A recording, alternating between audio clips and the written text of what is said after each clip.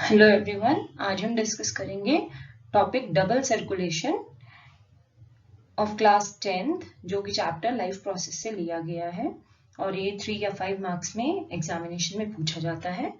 इस टॉपिक में हम बात करेंगे हार्ट के बारे में। बेसिकली हार्ट का क्या फंक्शन है, क्या स्ट्रक्चर है और मेन डबल सर्कुलेशन प्रोसेस क्या है।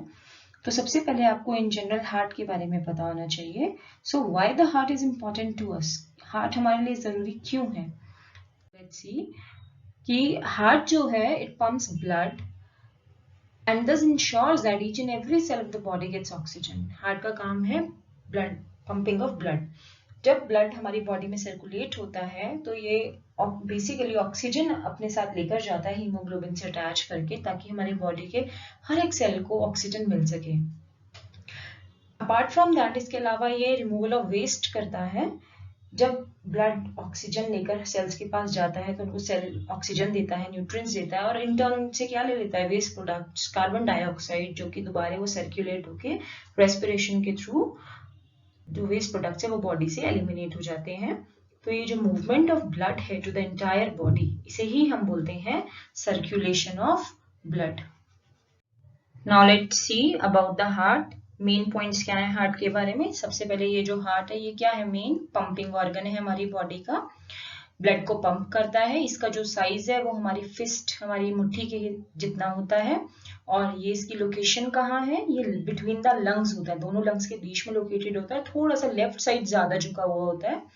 ये एक स्पेशल टाइप की मसल से बनता है जिनको हम कहते हैं कार्डियक मसल। ये 1 मार्क क्वेश्चन भी है कि कौन सी मसल्स जो है हार्ट को बनाते हैं, कार्डियक मसल्स। इसके अलावा जो हार्ट है ये डबल लेयर सैक से प्रोटेक्टेड होता है। आप देख पाएंगे डायग्राम में डबल लेयर सैक, जिसे हम क्या कहते हैं, पेरिकार्डियम। ये जो स्ट्रक्चर, ये जो रेड वाला पोर्शन है, दिस इज पेरिकार्डियम।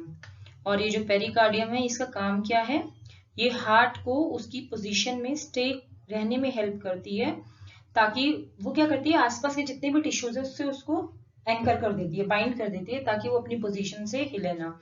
और आप देख पा रहे हैं हार्ट के मेनली 2 साइड्स हैं, right side and the left side, और दोनों किससे सेपरेटेड है, सेप्टम। ये जो आपको बीच में रेड कलर का दिखाई दे रहा है, दिस इज द सेप्टम। यही जो सेप्टम है ये डिवाइड कर रहा है हार्ट को लेफ्ट और राइट साइड पे। और दोनों साइड्स जो है लेफ्ट और राइट, उनके अंदर फिर से 2 चैम्बर्स हैं, 2 पार्ट्स हैं, तो टोटल हमारे हार्ट में कितने चैम्बर हो गए, 4 चैम्बर्स। आप देख पाएंगे 2 चैम्बर्स ये डिवाइडेड है और 2 चैम्बर्स इधर डिवाइडेड है। तो 1 2 3 एंड 4 चैम्बर्ड हार्ट है हमारा। Now the next point is right side receives the deoxygenated blood. Deoxygenated blood का मतलब क्या होगा, ऐसा ब्लड जिसके अंदर CO2 प्रेजेंट है और O2 नहीं है। Deoxygenated को हम क्या नाम दे सकते हैं, इम्प्योर ब्लड भी हम इसको कह सकते हैं। तो राइट साइड, ये हमारे ये जो डायग्राम है, ये जो साइड है ब्लू वन, ये वाली साइड को हमने बोला है राइट साइड, और ये वाली जो साइड है ये है लेफ्ट साइड। तो जो लेफ्ट साइड है वो कैसा ब्लड रिसीव करेगी, ऑक्सीजनेटेड। ऑक्सीजनेटेड इसका अपोजिट, यानी जिसके अंदर ऑक्सीजन प्रेजेंट होगी और कार्बन डाइऑक्साइड एब्सेंट होगी। तो ऑक्सीजनेटेड ब्लड कौन सा हो गया, रिच इन ऑक्सीजन, जिसके अंदर O2 जो है वो प्रेजेंट है। इसी को हमने कैसा ब्लड बोला है, प्योर ब्लड। और डीऑक्सीजनेटेड मतलब जिसमें क्या प्रेजेंट होगी, CO2, इसको हमने क्या बोला है, इम्प्योर ब्लड। अब अपर चैम्बर्स की बात करें तो ये वाले जो 2 चैम्बर्स आपको दिखाई दे रहे हैं, this and this, upper chambers. तो अपर चैम्बर्स को हम बोलते हैं रिसीविंग चैम्बर्स। रिसीविंग चैम्बर्स क्यों, क्योंकि इनके अंदर ब्लड आता है, यहाँ बॉडी से कलेक्ट होकर इम्प्योर ब्लड आता है और इधर क्या आता है, प्योर ब्लड आता है। तो अल्टीमेटली दोनों में ब्लड आके कलेक्ट हो रहा है, इसीलिए हमने इनका नाम दिया है एट्री और ऑरिकल्स। वहीं अगर हम यहाँ देखें तो this one and this one, these 2 are lower chambers, इनको हमने नाम दिया वेंट्रिकल्स, मींस डिस्चार्जिंग चैम्बर्स, क्योंकि जो भी ब्लड यहाँ आता है वो यहाँ से तुरंत चला जाता है। यहाँ से ये जाएगा लंग्स के बाद प्यूरिफिकेशन के लिए, और यहाँ से प्योर ब्लड जाएगा बॉडी पार्ट्स में, सेंड बैक हो जाएगा। तो ये दोनों को बोला हमने डिस्चार्जिंग चैम्बर्स। इसके बाद हमें जो देखना है वो है पल्मोनरी आर्टरी। पल्मोनरी आर्टरी, वैसे सारी आर्टरीज क्या करती हैं, कैरी करती हैं प्योर ब्लड, बट ये एक्सेप्शन है, इसीलिए ये एक 1 मार्क का क्वेश्चन बन जाता है इंपॉर्टेंट, कि कौन सी आर्टरी है जो इम्प्योर ब्लड लेके जाती है, तो वो है पल्मोनरी आर्टरी। ये आप देख भी पा रहे हैं, this is the pulmonary artery. और ऐसे ही यहाँ पे भी 1 मार्क का एक इंपॉर्टेंट क्वेश्चन बन जाता है एक्सेप्शन से कि which when carry pure blood. वैसे सारी वेन्स कैसा ब्लड कैरी करती है, इम्प्योर, बट पल्मोनरी वेन कैसा ब्लड कैरी करेगी, प्योर ब्लड।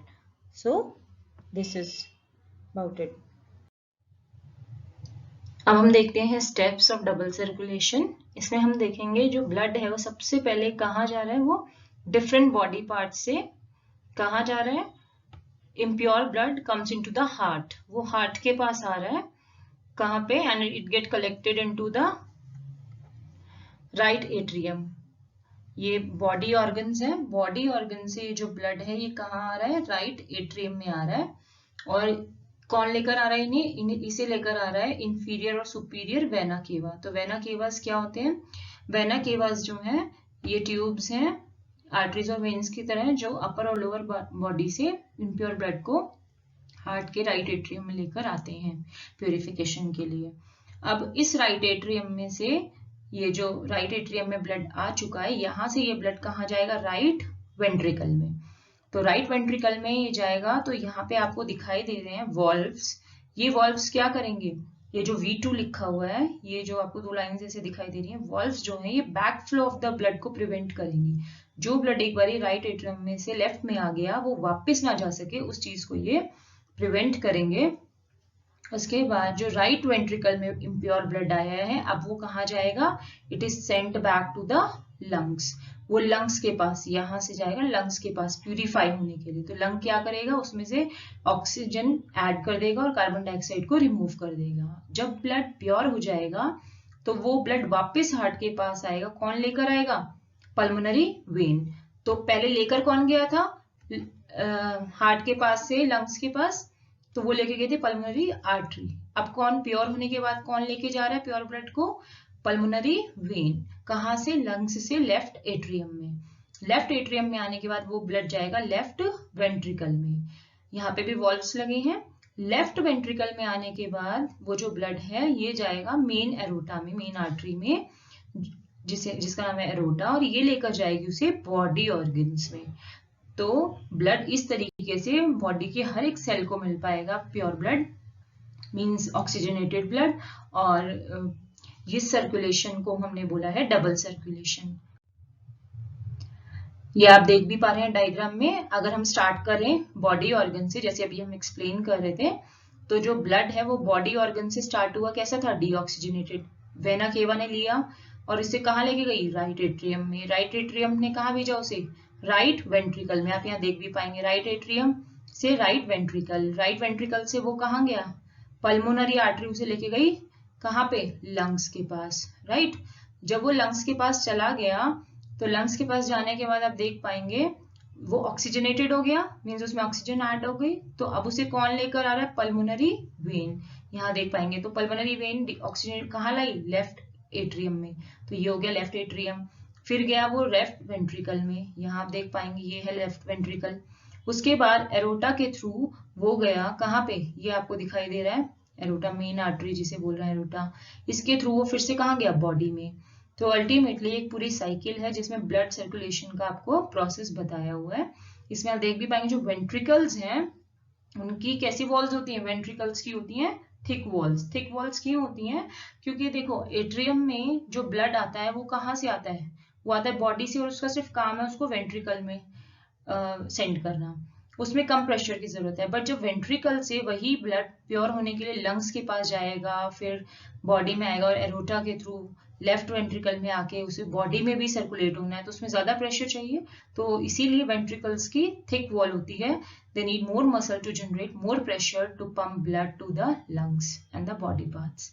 और वॉल्व्स का फंक्शन मैंने आपको बता ही दिया। वॉल्व्स का फंक्शन क्या है, it helps in preventing back flow of the blood, वो ब्लड को वापस जाने से रोकते हैं। अब ये प्रोसेस अब हमने देखा, ये प्रोसेस अब हम देखते हैं इसे डबल सर्कुलेशन क्यों बोल रहे हैं, क्योंकि इस पूरी साइकिल में, ये जो पूरी साइकिल थी इसके अंदर जो ब्लड है वो कितनी बार फ्लो किया हमारे हार्ट में से, 2 टाइम्स। कितने टाइम्स, 2 टाइम्स। तो जब ब्लड 2 टाइम्स हमारे हार्ट में से फ्लो किया एक साइकिल में, इसीलिए इस प्रोसेस को नाम दिया गया डबल सर्कुलेशन। तो इसमें 2 पार्ट्स हैं, आप देखेंगे पल्मोनरी सर्किट, आप डायग्राम में देख पाएंगे पल्मोनरी सर्किट है, और क्या है, सिस्टेमिक सर्किट। इसका मतलब पल्मोनरी सर्किट कौन सा है, जिसमें जो हार्ट है वहां से डीऑक्सीजनेटेड ब्लड जा रहा है लंग्स के पास, फिर लंग्स से आ रहा है हार्ट के पास, तो इससे बोला हमने पल्मोनरी सर्किट। और दूसरा है यानी सर्कुलेशन किसमें था, हार्ट और लंग्स के बीच में। दूसरा है सिस्टेमिक, इसके अंदर क्या है, जब हार्ट से ऑक्सीजनेटेड ब्लड बॉडी में आ रहा है और बॉडी से फिर से हार्ट में जा रहा है इम्प्योर ब्लड, तो ये जो साइकिल है हार्ट और बॉडी के बीच में, इसे हमने बोला सिस्टेमिक सर्कुलेशन। अब क्योंकि एक ही सर्कुलेशन में, एक ही साइकिल में दो बारी 2 टाइम्स जो ब्लड है वो हार्ट में एंटर कर रहा है, इसीलिए इस प्रोसेस को नाम दिया गया है, क्या नाम दिया गया इस प्रोसेस को, डबल सर्कुलेशन। और ये बहुत इंपॉर्टेंट टॉपिक बन जाता है। Thank you.